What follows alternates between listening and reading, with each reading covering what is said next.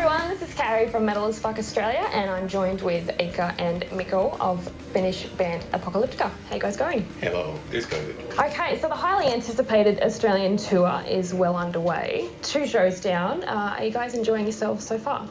Always. Absolutely. Always. Australia is amazing. It's really, really nice here. Well, it's good we have the nice weather on for you now too. It actually was like shit when we in Perth. It was really bad. But people are nice.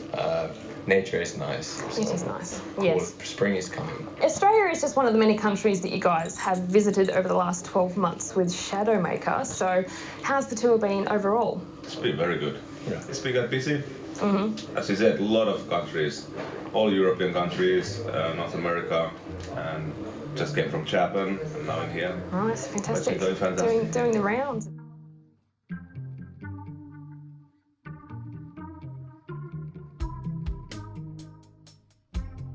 So Shadowmaker is the first album and tour with the single vocalist, Frankie Perez, of course. So the addition of Frankie, what has that brought to the band, who is predominantly an instrumental outfit? Actually, in live situation, we used to have a touring singer already since 2008. Mm-hmm. So the change is not so that radical. But of course, when it comes to making Shadowmaker album, that was a significant difference. You know, having a singer at our rehearsal room, arranging songs together with us, and really, you know, like working as a band. Because in the past with the collaborations, many times, you know, the singers came to the studio and did their job, and you know, there was always tight scheduling. Yeah, no, it would have been. That gave a lot of freedom for us. Yeah.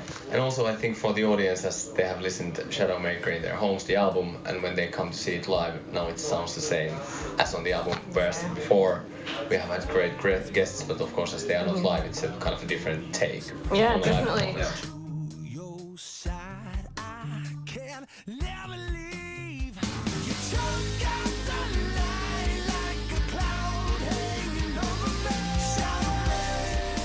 So the touring practicality has been one of the biggest things for you guys. And not only practicality, but also like artistic input, what we can present. Definitely, yeah, because this concept is pretty new for you guys as well, touring around with a singer that's following you on every single city and every single show.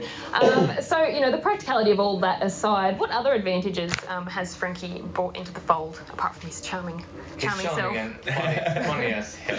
He's really funny guy. He fits the gang really great. He's such a good spirit, and I think that's one of the best things, that we have fun together. Yeah, definitely. It's always important, especially when you're spending so much time together all the time. Yeah. So, being that, on the completion of the album Shadowmaker, did you feel that it instantly had more consistency to it, being that you had the one vocalist from start to finish on the piece? Yeah, for sure, and that was the reason why there are so many vocal tracks comparing to previous albums. But I think the biggest thing is that we were able to try things and you know, modify things together with the singer, and even some songs that they were originally planned to be instrumental, they turned out to be vocal tracks, and because we found out some cool stuff with Frankie, and of course it makes the album maybe a more solid package, having just one voice there. Yeah, no, that's totally understandable. Now, Mikko, you joined the band officially in 2005, so you were the first official member that wasn't a cellist. So jumping in onto the project, you know, what sort of challenges did you have to overcome working with a band such as Apocalyptica? Maybe I was stupid enough not to even understand the challenges. For me, it was just making music. Of course, I knew the band and the reputation and them being 4 cellists, but as the guys, they had so strong own feeling that the wagon is going on and there's new things, and they composed music which required drums. So I was kind of like invited to the table which was served ready. So in that sense, for me, there was not that a big challenge, other than to fit to the place and do my job good. Of course, I know that there were fans, as you always have had fans who kind of are protective that it cannot change and it needs to be as it always has been. But I think that in the final end, they took me in quite fast. Oh, good. Yeah. Well, that's good. And I was when Mikko came, actually Mikko started to tour with us 2003 already as a tour session musician. Yeah. And the concept on the show was that we played the first half of the show just with 4 cellos, and then we added drums on that, and the integrations happened slowly in those terms that it just developed and They made me to play the first song on the show I come to play. They made me to play behind the curtains. So half of the show they play just 4 cellos, which is all cool. Then hey, now you come in, but you're still behind the curtains, so that it's all about us. so bland for the audience. Then I'm there behind the curtains, like this is like kind of gay. But eventually they let you out. Yeah. No, it's curtain is just like for the first 3 songs. Well, that's all right. At least you're progressing. Yeah. Well, it was the release of Cult in 2000 where Apocalyptica really began to forge its own identity, with more original songs and things. So can you take us through what Cult signified for the 3 of you as musicians? That was a very crucial turning point for the band. We had few original songs on the second album as well, and I think after touring with second album, the Inquisition Symphony, we started to search for the identity for the band, because we were more like a bunch of friends, who played cello and played metal together. Sure. So we were not thinking so strongly, okay, this is a rock band, And when it came time for the third album, for us, it was clear that okay, this is the direction we have to go. With original songs, even the record company really aggressively tried to force us to do something different, because we felt that that's the only way to find the own identity for the band, not just to be 4 cello players playing Metallica, but what is the identity of this group. So making own music, I think that's the only way to do that. And I think you can hear it from the Cult album, the passion and not angst, but very anger attitude, because our record company tried to sue us, breaking the contract because we didn't want to do what they wanted us to do. And so it has a lot of it was very intense. Yeah, let's put it that way. And we really felt that okay, now we have to fight for our right, to do what we like.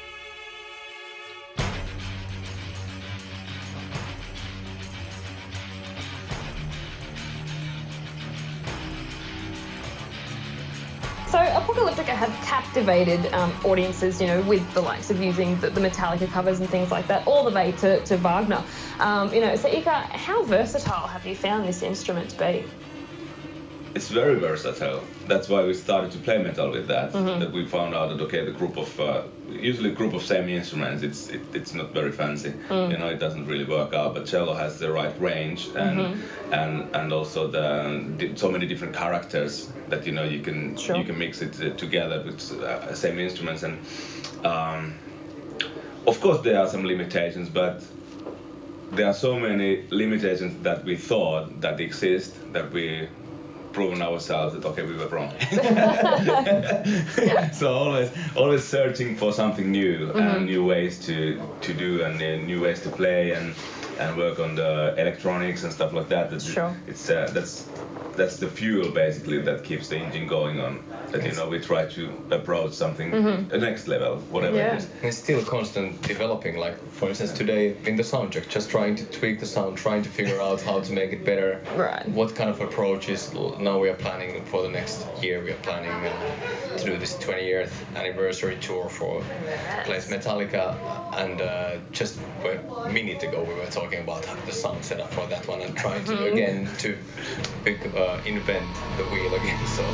You choke out the light like a cloud hanging over me.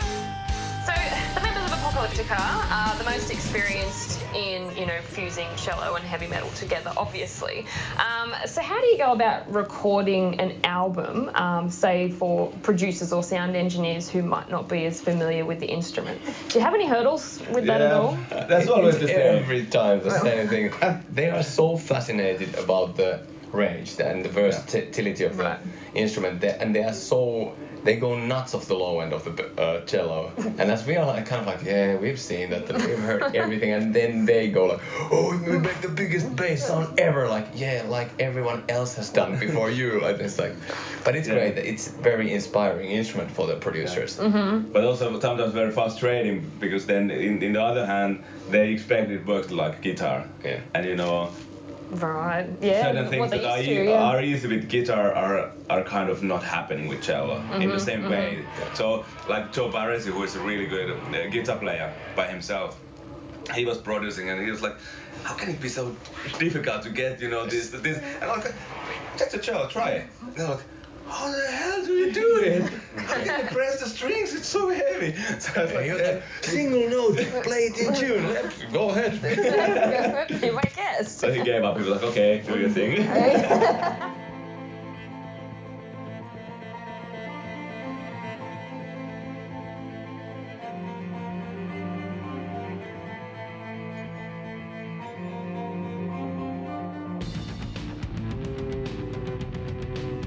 Well, I mean, with each album, of course, the challenge of bringing the cello in a new direction would, you know, obviously present itself every now and again.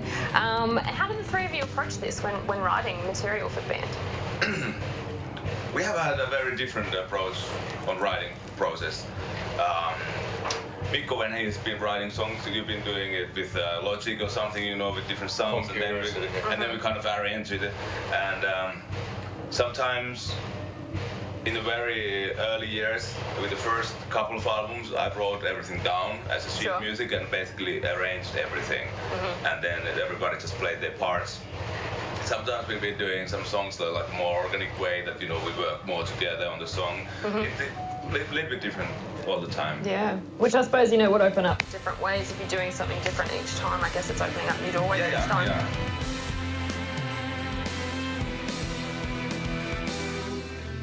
Writing music for me is like that which kind of instruments I use for the beginning thing. Is it piano or is it keyboards or it's electric guitar or is it cello or whatever. That affects actually very much what kind of starting point you get and where it starts to lead to. So, most definitely. And that's why I like to change that, because you always get a new angle and different view for the music. So. Yeah, that's understandable. And Mikko, is it the same sort of process for you as well? Like, do you find yourself shaking it up with each album? Of course, and if I write music, I also intentionally try to approach it like in a way that wouldn't be most obvious for myself, just to challenge myself and not to go to the same pattern or to repeat myself. Sure. And it's fun. I can't play guitar good or I can't play piano super good, so those are my limitations, but then I find detours to go around. Well, it's not all bad. There's 3 cellists in the band. You're the only drummer. So there you go. So sound check is still wrapping up, obviously. Yeah. Can you hear it?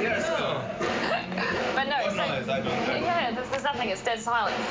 So yeah, just wrapped up sound check and stuff, and you guys are ready to hit Sydney this evening. What are your anticipations for the show? Our expectations are actually very high. Very high. Very high. We were yesterday in Melbourne and it was fantastic. You can't pit stage against stage. You can't do that. Yes, exactly. So we hope it to be as fun. It's been really great, these 2 shows we have played here. And excellent. I'm sure it's always we have good memories from last time being in Sydney on the club show. It's, we expect a powerful, noisy audience. Yes. Yeah, but that's it. So thanks for taking the time to talk to us. Thank you very much. It's much appreciated. Thank you. Awesome.